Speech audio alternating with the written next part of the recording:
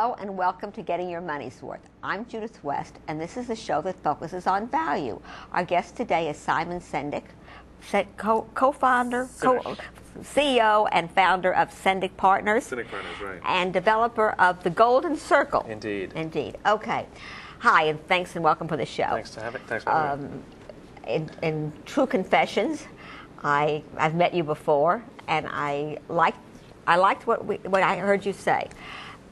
But I didn't hear you speak of the Golden Circle. Maybe we were living it, that's why. Exactly. Right. Okay, so tell us, what is the Golden Circle?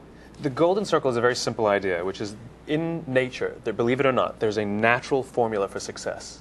A natural formula for success? It's a pre-existing thing. It's just there. In other words, there's a reason why some people are more successful than others. And you can codify it. It is the Golden Circle. And very simply, all it is imagine three circles. Imagine a bullseye. And in the middle is the word why. Below that is the word how. And below that, in the outer ring, is what. So if I define the Golden Circle, every single company on the planet knows what they do, 100%. They know the products they sell. They know the services they offer. Some companies know how they do it. They call these their differentiating value propositions or their proprietary process. But very, very few companies, or people for that matter, know why they do what they do. And when I say why, I don't mean to make money. That's a result. I mean literally what's your purpose, what's your cause, what's your belief. Is that the same thing as a mission? A mission is derived of a why. You know, and I think there's a lot of confusion as to what a mission is and what a vision is. But here we're talking about a why. Why do you get out of bed every morning? Why do you show up to work every day? Why does your company exist? Why should your customers buy from you? Why do your employees work from you? What is your purpose? What is your cause? What's your belief? And what's incredible is that because most people don't know why they do what they do, the way we think, act, and communicate is from the outside in. But the most successful people and companies in the world, and it's the Apple computers, and it's the Ralph Laurens of the world, and Martin Luther King, and JFK, the great leaders, and the people that really achieve great things, every single one of them thinks, acts, and communicates from the inside out. It's quite remarkable. I'll give you an example.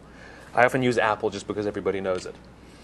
If Apple were like everyone else, a marketing message, for example, might sound like this, starting with what they do, then how they do it. They might say, we make great computers. That's what we do.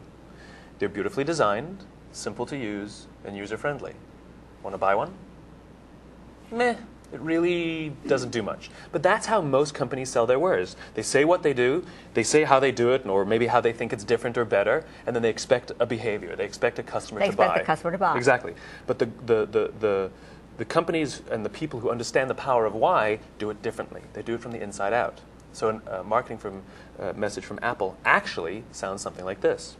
This is how they actually do it. They start from the middle. Everything we do, we believe in challenging the status quo. The way we challenge the status quo is by making our products beautifully designed, simple to use, and user-friendly. And we happen to make great computers. Want to buy one?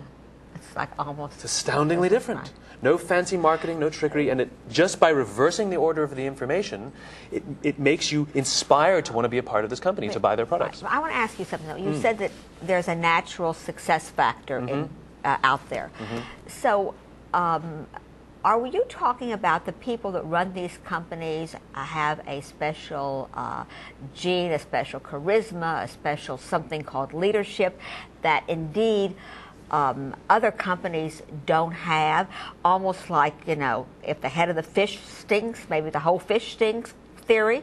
It's an excellent question, and no, it's not that some people have it and some people don't. It's that some people do it naturally, and some people just don't do it. So it can be learned. Absolutely. And by codifying it, which is what the Golden Circle is, means other people can learn to be as innovative as Apple, and other people can learn to have a cultish following of customers like Harley Davidson, and other people can become great leaders like Martin Luther King. If you understand what they just had a natural gift to do, you can learn how to do it. If you know your why, and you know how you do things. Well, how do you figure out your why? It's very simple, believe it or not. It's very, very simple. We are products of our upbringing. Why we do what we do comes from who we are as people and how we were brought up. A CEO who was brought up poor is going to be a miserly CEO. Well, that's because he grew up poor. It's not because he read in some management book that good CEOs should be miserly. In other words, we are products of our upbringing. And so to discover your why is, believe it or not, quite easy. I mean, we work with our clients and can do it in half a day. Doesn't matter the size of the company. We work with little companies and companies the size of Microsoft, even the U.S. Air Force. And we do it in half a day. U.S. Air Force in half a day? That's absolutely. Good. Because it has nothing to do with the size of the organization. It has to do with why people want to come to work every day. And so what we do is we go through somebody's life. Where did you grow up? What was your family like? Did you have a happy family? Did you have a sad family? How did you do in school? Did you have any teachers that were mentors to you? Were you a good student? Were you a bad student? Tell us about the first job. Why did you quit? And we look for the patterns in people's lives. We stop at the point where they started their company because we don't care about what they do. We care about the patterns of success in their whole lives. All we're doing is looking for the natural patterns in which people naturally thrive in their lives, and we write them down and say, now repeat. Because we all have these sort of success and failure rates, and amazingly, when you see all the times where you are not only successful, but you feel successful, that you are actually in balance, as we call it, where you're motivated by why you do what you do, right. you hold yourself accountable to how you do things, and everything that you're saying and doing, what you do, will prove it. So if you detect that there's this hungry ambition, that drive, is the driver of the company? Is the driver of the brand? When a company is founded, right. the founder of the company right. is the holder of the why. Right. Because they have formed a company in their vision. And often, isn't that where the disconnect starts? The founder of the company has it, and maybe it's in the culture, and maybe it isn't, and maybe it gets fuzzy. And as more and more people come in, it gets very fuzzy. It gets very muddy. It's absolutely the case. The greatest challenge every single business has, big or small, is success. And the reason is because if the why exists in a human being or a couple of human beings at the beginning, and in a small business, everybody knows that person. We all go out for drinks every Friday. We're all in the same one room office, and you have a sense of what it is because you know the person who personifies it. The problem is, as you get more successful, that person is not doing all the hiring. That person is not making all the decision. In fact, sometimes the company might get bigger and bigger. You might not even have any relationship with that person. Or ever see him. Exactly. And so the problem is, if you can't extract the why out of the person and make it the culture, then you're just running a business, which is just a structure. Is the why the reason that some people like their jobs and some people don't like their jobs? Absolutely. Simon? Absolutely. Because, I don't distinguish between a customer and an employee. Right. They're the same. When you have a guest on, it's just a behavioral difference. Right. It's just a behavioral difference. I either believe in what you believe and I want to buy your products, or I believe in what you believe and I want to do business with you. But the goal is not to find anybody who will buy your product. The goal is to find people who are good fits. The goal is to find people who believe what you believe. And then they become loyal customers and they become loyal employees. Let's take the society we're living in today, and let's talk about publicly owned companies.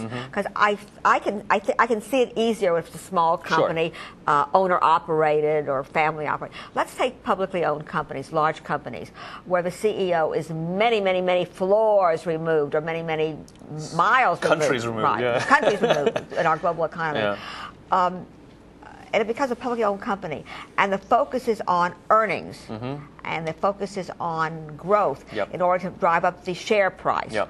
How are you going to get the why permeating that kind of a culture? It's their own failing, and again, why, how, what? What is a result? It's the results of our actions. Why is a belief? How are the actions we take to realize that belief? And what are the results of those actions? How do you infuse it? Right.